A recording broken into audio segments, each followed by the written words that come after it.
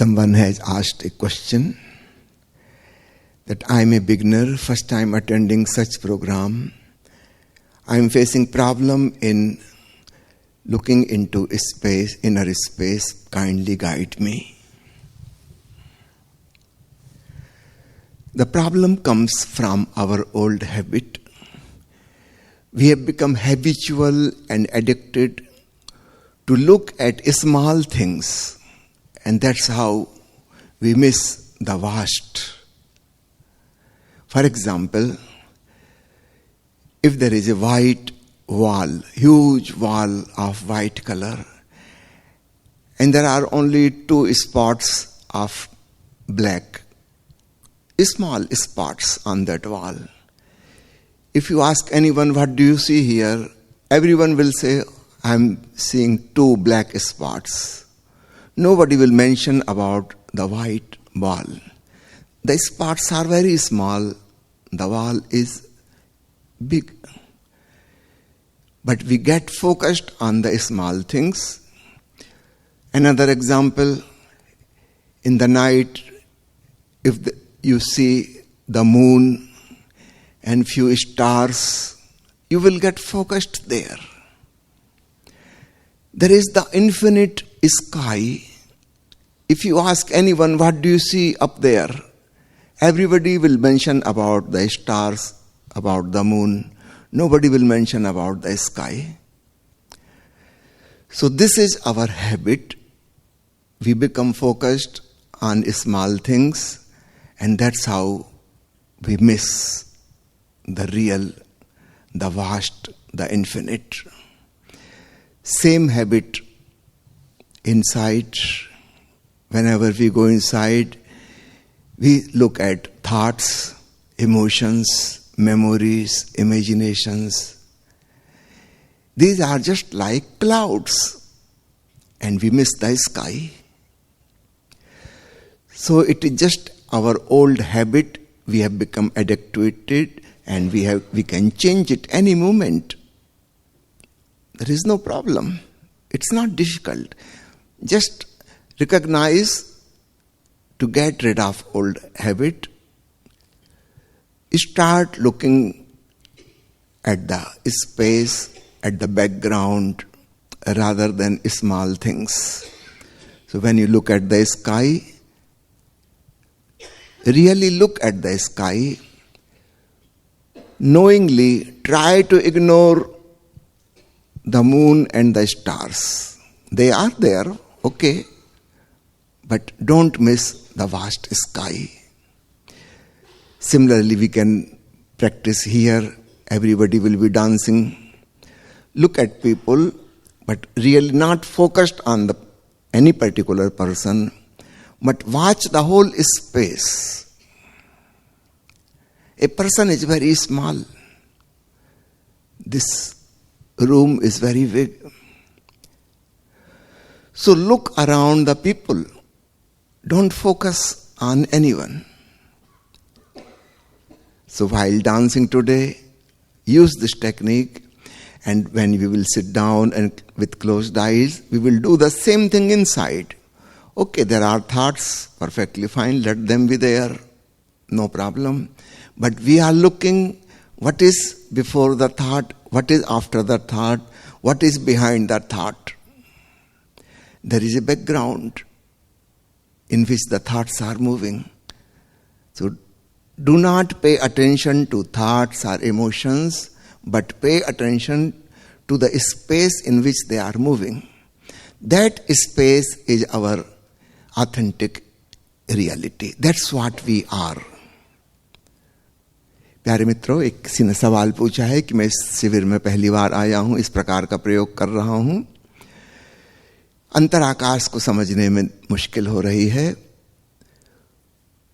मुश्किल हमारी आदत की वजह से है। हम आदी हो गए हैं क्षुद्र चीज को निहारने के लिए, हम अभ्यस्त हैं, और इसलिए हम विराट से चूक जाते हैं। वस्तु नजर आती है,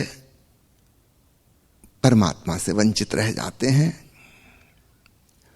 मैंने 2 उदाहरण दिए। समझो आप आकाश की तरफ रात को देख रहे हो, कोई पूछे बताइए क्या दिखाई दे रहा है, आप तुरंत कह देंगे वो रहा चांद और यहां ये तारे हैं। आश्चर्य की बात, चांद तारे बहुत छोटे छोटे हैं, आकाश बहुत बड़ा है, लेकिन हम आकाश का नाम भी ना लेंगे। समझो एक बहुत बड़ी दीवार है सफेद रंग की, और उस पर 2 छोटे छोटे काले धब्बे बने हैं, और आप किसी से ही पूछें बताइए वहां क्या दिखाई दे रहा है, हर कोई कहेगा कि 2 काले धब्बे। इतनी बड़ी दीवार, उसका कोई नाम भी ना लेगा। यह केवल हमारी एक आदत है, हम फोकस करके देखते हैं, उपयोगी है, लेकिन यही सब कुछ नहीं है। आप छोटे बच्चों को देखिए, कभी नवजात शिशु, वो कहीं फोकस करके नहीं देखते, उनको सब कुछ इकट्ठा दिखाई देता है। कोई 4-5 महीने के होते होते तब जाके वो धीरे धीरे फोकस करना सीखते हैं, किसी की तरफ देखते हैं, आंख से आंख मिलाना शुरू करते हैं। अब स्पेस से वो छूट रहे हैं और छोटी छोटी चीजों से उनका तादात्म्य बन रहा है, आइडेंटिफिकेशन हो रहा है। फिर हमारी इसकी आदत बन जाती जिंदगी भर में।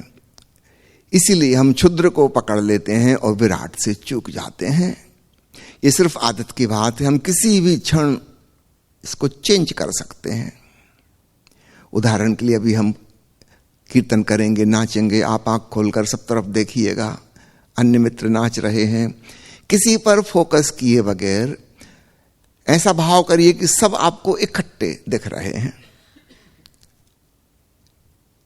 किसी एक पर केंद्रित नहीं है। तो बीच का स्पेस है वह भी महत्वपूर्ण हो गया, खाली जगह, और खाली जगह बहुत बड़ी है। ये 20-25 मित्र तो बहुत छोटे छोटे से हैं, खाली जगह बहुत बड़ी है।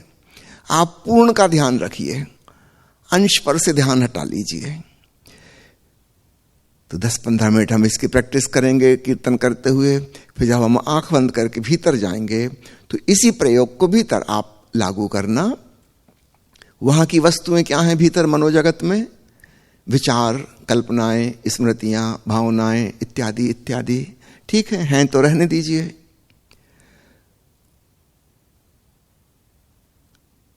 जैसे चांद तारे थे आकाश में, ऐसे भीतर भी कुछ कुछ चीजें हैं। गौर कीजिए उस आकाश का जिसमें वो हैं। तो हमारा गेस्टाल्ट चेंज हो जाएगा। सब चीजें वैसी ही रहेंगी, लेकिन हमें अब स्पेस का ख्याल आएगा, और वो विचार इत्यादि जो चल रहे हैं वो हमारे लिए गैर महत्व के हो गए। वो अपनी जगह हैं, हमारे लिए ज्यादा महत्वपूर्ण क्या हो गया? बीच का स्पेस। तो बाहर से इसकी प्रैक्टिस कीजिए, अभी कीर्तन करते समय ही प्रयोग कर लीजिएगा। ये खंबे ना दिखें, पर्दे ना दिखें, व्यक्ति ना दिखें। ना दिखें का मतलब हमारे लिए वो महत्वपूर्ण ना हो, वो रहेंगे तो अपनी जगह दिखाई तो देंगे, पर हमारे लिए जो बीच में जो जगह है वो इंपॉर्टेंट हो जाए, तो हमारा गेस्टाल्ट चेंज हो जाएगा। उसी को फिर हम अपने भीतर भी लागू कर पाएंगे।